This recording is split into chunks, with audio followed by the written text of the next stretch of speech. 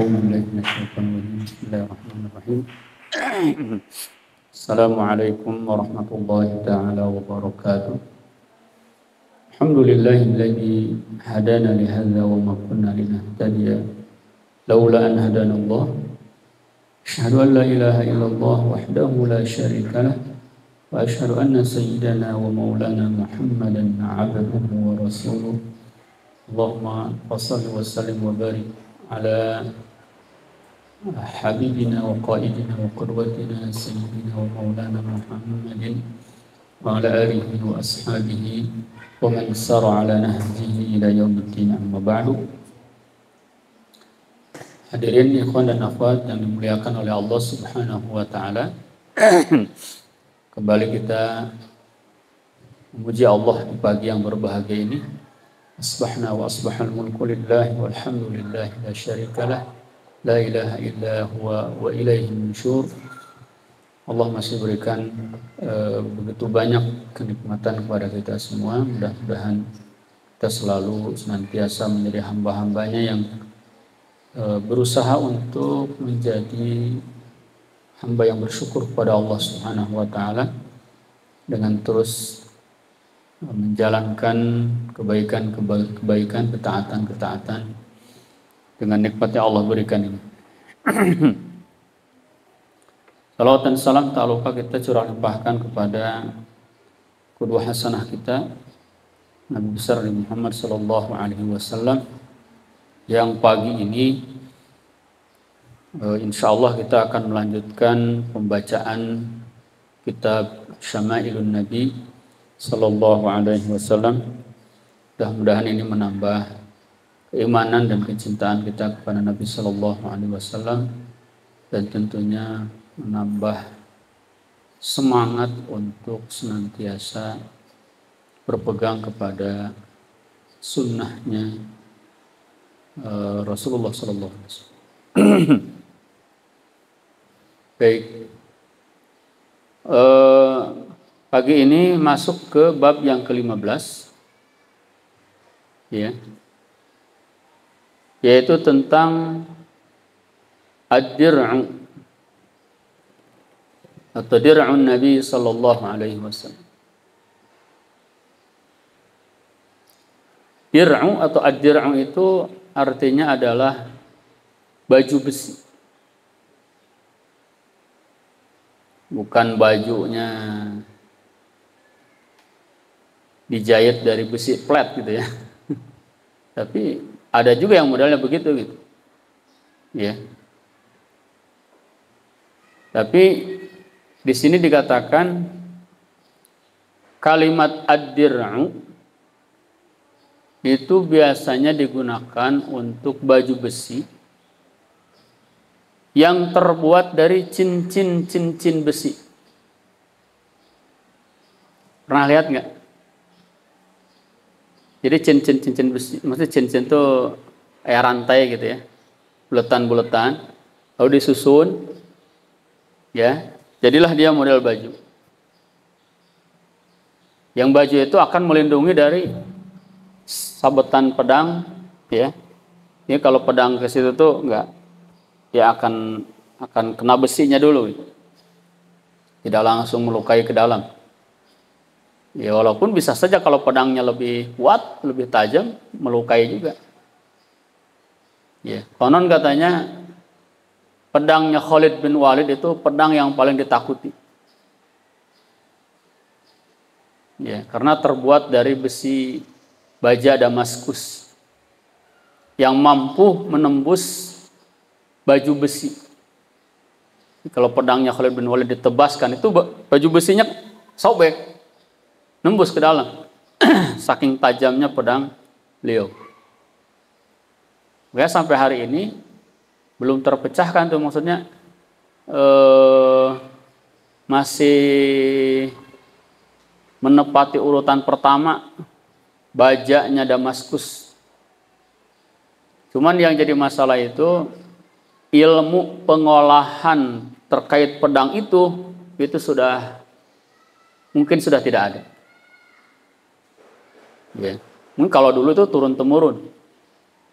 Bahkan dinasti-dinasti raja-raja ya, itu mesan pedangnya itu ke Damaskus, pedang khusus. Nah itu ad-dir'u ya, baju besi. Jadi terdiri dari cincin besi yang disulam, yang disusun, yang kemudian dipakai sebagai pelindung di dalam peperangan. Ya, bisa dilihatlah di Google kayak gimana baju perang. Ya.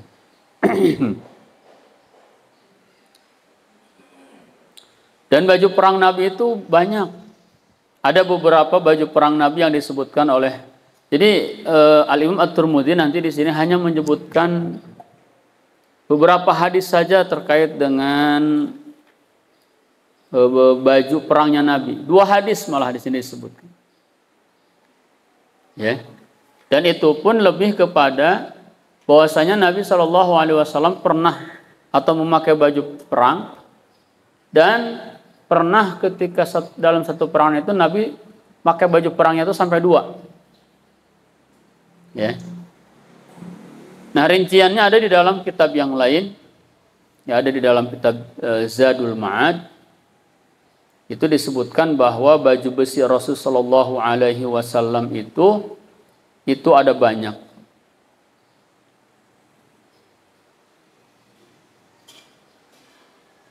Jumlahnya mana ya?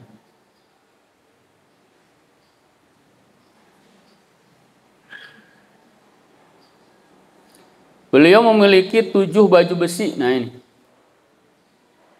Ya Rasulullah memiliki 7 baju besi. Di antara yang 7 itu ada Rasulullah baju besi yang 7 itu ada nama-namanya. Sebagaimana pedang juga ada nama-namanya. Ya. Berarti boleh kita kalau punya baju kesayangan kasih nama. Si oren, si oren, mana si oren? Ada si oren, ada si hijau. Nah ini yang hijau. Ada si putih, ya kan? Dan seterusnya. Nah Nabi juga baju besinya punya nama. Yang pertama namanya Zatul Fudul. Zatul Fudul. Yang baju besi Zatul Fudul inilah yang pernah digadaikan kepada orang Yahudi. Ya. Jadi Nabi waktu itu tidak punya gandum. Lalu untuk memenuhi kebutuhan makan Rasulullah dan keluarganya, Rasulullah gadaikan baju perangnya, baju besinya yang bernama Zatul Fudul kepada salah seorang Yahudi untuk dibayarkan untuk digadaikan selama 1 tahun dengan di sini dikatakan dengan 30 sa gandum. Ya. Kalau tidak salah dalam hadis yang lain itu Yahudi itu pernah datang kepada Nabi nagih tentang hutangnya, ya, supaya dibayarkan. Nah, yang digadaikannya itu untuk meminjam gandum itu adalah baju besi yang bernama Zatul Fudul. Yang kedua, baju perang yang kedua namanya Zatul Wishah. Zatu itu artinya yang memiliki. Fudul berarti keutamaan. Zatul Fudul yang memiliki keutamaan. Dan baju perang walaupun misalkan bahannya sama, pasti ketika dipakai oleh seseorang itu memiliki kekhasan tersendiri. Mun make baju ieu mah ieu karasan teh. Ya kayak kita punya baju berapa? Kalau pakai baju yang warnanya biru, begini rasanya. Kalau pakai baju warnanya hijau, begini rasanya. Kalau yang putih, begini rasanya. Ada kesan tersendiri. Ya. Nah, Zatul Fudul artinya yang memiliki keutamaan. Yang kedua Dzatul Wishah. Nah, ini Buya kurang paham juga apa nih maknanya. Wishah. Kemudian yang ketiga Dzatul Hawashi. Baju perang yang ketiga Dzatul Hawashi. Yang keempat namanya As-Sa'diyah. Kemarin tuh pedang dulu apa cincin dulu? Oh.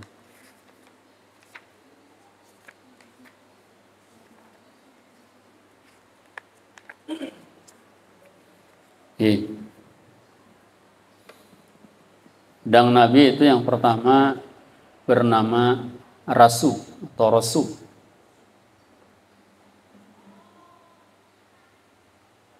Yang kedua namanya Mikhdam.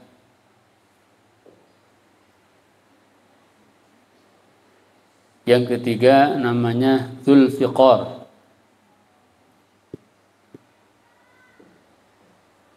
Ini rincinya ada di kitab Zadul Ma'ad Ibnu Qayyim al-Jauzi.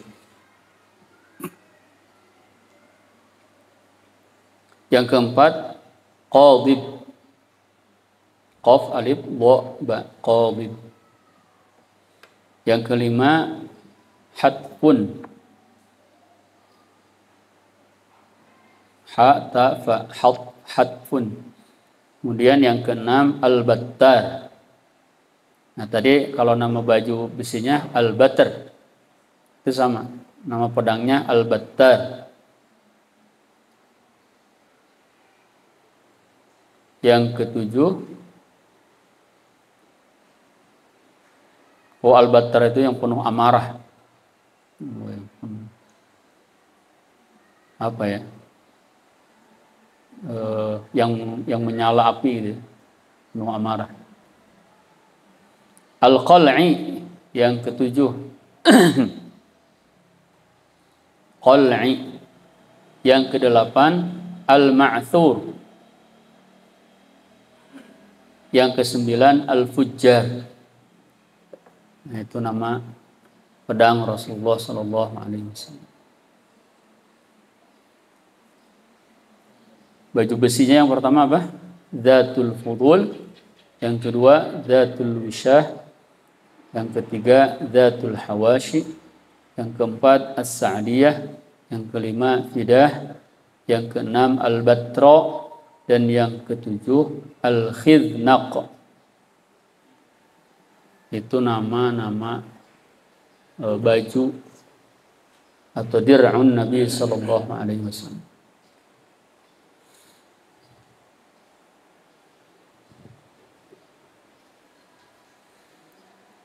Baik, kita lanjut ke hadis yang ke-110. Dari Abu Sa'id Abdullah ibn Sa'id al-Ashajj qala haddatsana Yunus ibnu Ukairin dari Muhammad ibn Ishaq dari Yahya bin Abbad bin Abdullah ibn Zubair dari ayahnya yaitu Abdullah bin Zubair, ya, dari kakeknya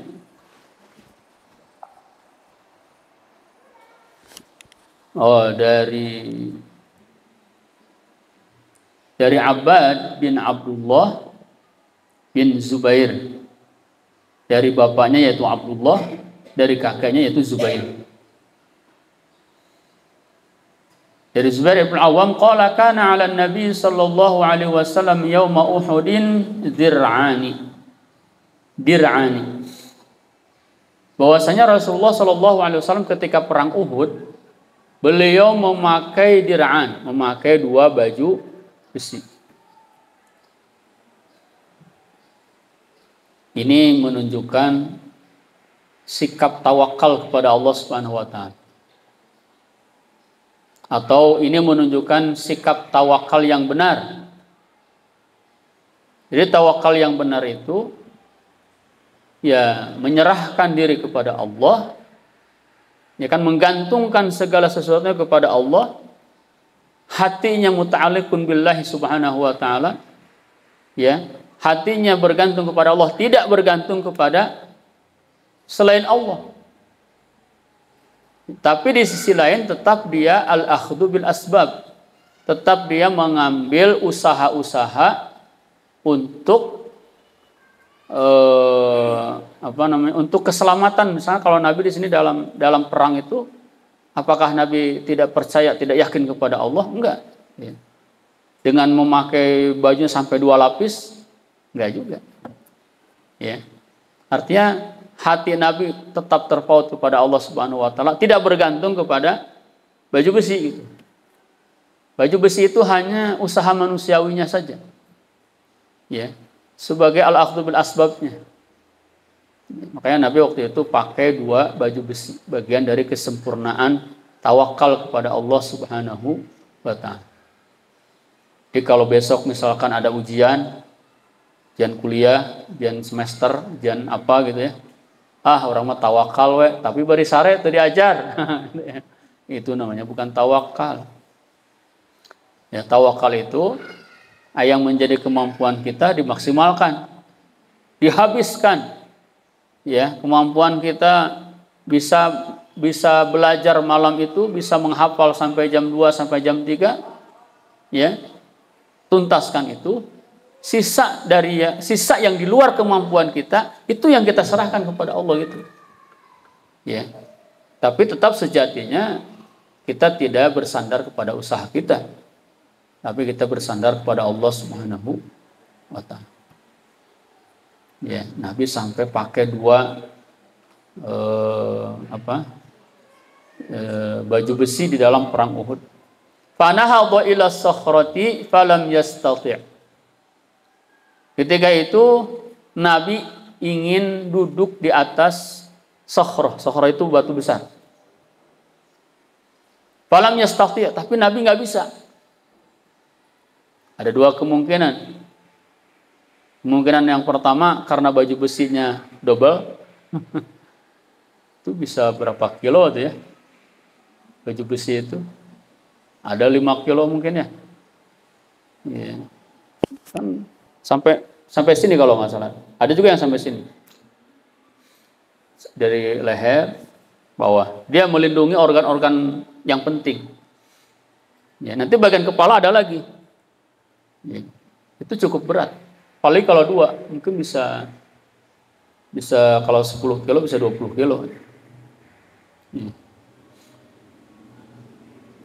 Berarti tubuh Nabi itu luar biasa ya. Kuat gitu loh. Kayaknya kita perlu latihan juga. Bawa tas depan belakang itu kan, jalan gitu. Sambil bayangin Nabi SAW bawa baju besi 2 gitu ya. Sampai ketika mau duduk di atas batu besar aja nggak bisa naik. Itu kemungkinan pertama. Kemungkinan kedua, Nabi bukan nggak kuat karena baju besinya. Ya buktinya ketika Nabi berangkat perang Uhud memakai 2 itu kan menunjukkan kalau Nabi itu siap gitu, bisa ya dengan lincah berperang menggunakan 2 baju itu. Berarti Nabi sanggup kan? Ya, mungkin naik unta, naik apa. Ya, jadi kemungkinan yang kedua, Nabi tidak mampu untuk naik itu bukan karena baju besinya, tapi karena luka yang dialaminya ketika perang Uhud. Ya, ketika perang Uhud kan awalnya menang ya. Karena pasukan pemanahnya kemudian bukan membelot ya. Tergiur dengan ghanimah yang ada di bawah, akhirnya mereka turun melanggar apa yang ditetapkan, yang diperintahkan oleh Nabi Shallallahu Alaihi Wasallam. Kemudian ini dilihat oleh Khalid bin Walid, kemudian terjadilah serangan balik. Disitulah Rasulullah terluka.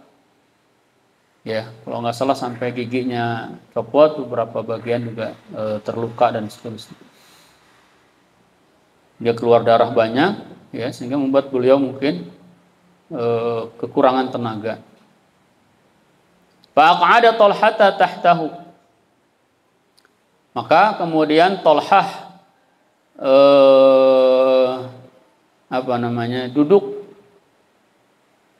duduk di samping batu itu, ya, untuk dijadikan pijakan oleh Rasulullah SAW sehingga Rasulullah bisa naik batu. Wasa'idan Nabi. Kemudian Nabi pun naik hatta istawa 'ala sakhrah. Sampai kemudian Rasulullah istawa 'ala sakhrah. Istawa itu ya duduk. Ya. 'Ala sakhrati di atas batu. Qala Tolhah mengatakan, atau Zubair ya yang meriwayatkan hadis ini, sami'tu Nabi yaqulu aujaba Tolhah. Ketika itu aku mendengar Nabi mengatakan Tolhah wajib. Tolhah wajib. Wajib apa? Wajib masuk surga. Iya. Berarti kan salah satu yang dijamin masuk surga kan? Tolhah bin Ubaidillah.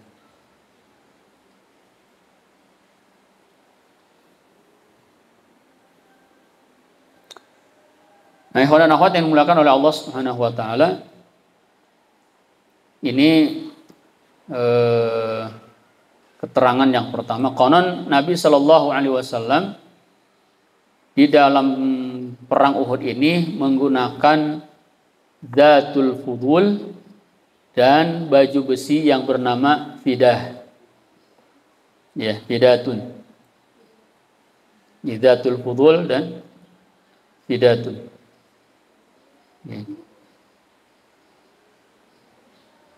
Ya, Rasulullah kadang mendapatkan baju besi itu juga sebagai harta rampasan. Ya, seperti fidah, ya, itu adalah baju besi yang beliau dapatkan ketika menyerang atau peperangan Bani Qunaiqa, perang bersama orang-orang Yahudi. Ketika mengepung Bani Qunaiqa, beliau mendapatkan baju besi tersebut. Hadis yang ke-111 dari Muhammad ibnu Abi Umar, dari Sufyan ibnu Uyainah, dari Yazid ibnu Khusaifah, dari As-Sa'ib ibnu Yazid, anna Rasulullah sallallahu alaihi wasallam kana alaihi yawm Uhud dir'ani qad dhahara bainahuma. Kata Sa'id ibnu Yazid bahwasanya Rasulullah sallallahu alaihi wasallam ketika perang Uhud mengenakan dua dir'an atau dir', menggunakan dua baju besi, qad dhahara bainahuma, yang kami melihatnya gitu. Ya, jadi antara baju besi yang pertama dan yang kedua tuh kelihatan. Kelihatan kalau Nabi itu pakai baju besinya itu dua, gitulah. Ya. Ya, kayak orang pakai baju dua kan kelihatan. Ya, agak gemuk badan. Ya, apalagi kalau warnanya beda.